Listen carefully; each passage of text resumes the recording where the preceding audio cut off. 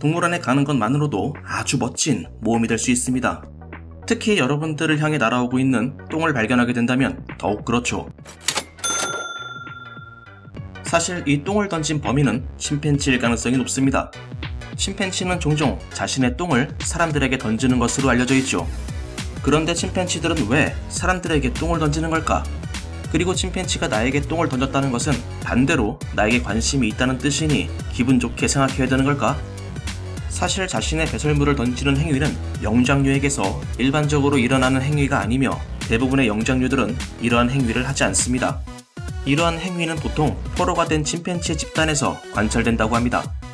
위스콘신 대학교 메디슨은 현재 세계에서 가장 평화로운 영장류라고 알려져 있는 북부 양털 거미 원숭이를 연구하고 있습니다. 주로 브라질의 숲에서 살아가고 있는 이 동물들은 다른 영장류들과는 다르게 사회적 계층을 가지고 있지 않죠.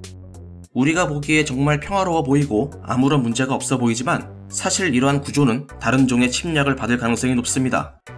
하지만 침팬지는 이와 다르게 탄탄한 계층적 사회 집단을 가지고 있습니다.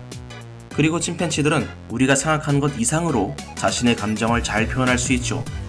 예를 들어 침팬지들은 기분이 나쁘거나 혹은 자신의 우위를 표현하고 싶을 때 나뭇가지를 휘두르거나 돌멩이를 던지곤 합니다.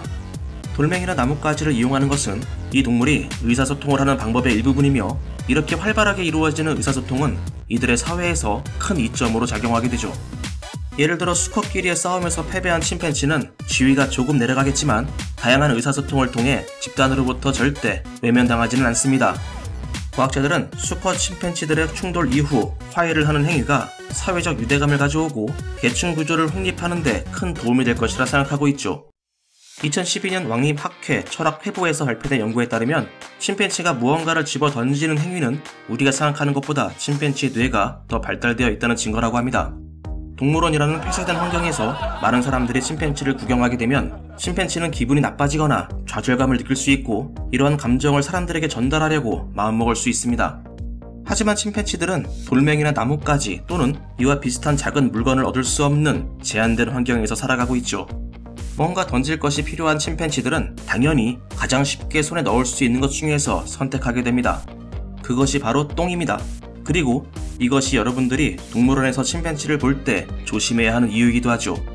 하지만 여러분들이 침팬지가 던진 똥에 맞았다고 해도 크게 절망할 필요는 없습니다.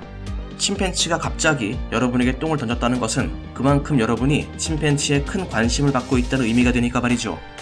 여러분들이 인간 이외의 또 다른 지적인 영장류와 소통을 하고 있다고 생각해 본다면 조금은 기분이 좋아질 겁니다.